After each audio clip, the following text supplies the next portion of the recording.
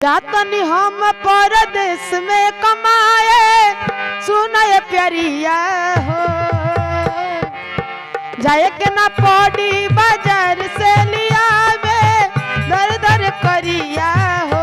बोलो काका हमको दी रोपनिया जा, 3 कट्ठा आलुआ हो 1.5 कट्ठा भंटा, तू 1 कट्ठा बोदी हो धनिया जान। हम कुछ कुछ खाइयो चटनिया जान, हम कुछ कुछ खाइयो चटनिया जान। जातनी हम परदेश में कमाए सुनाए प्यारिया हो, जाए के ना पड़ी बाजार से लियावे तर तर करिया हो। बोला काका हमको दी रोपनिया जा,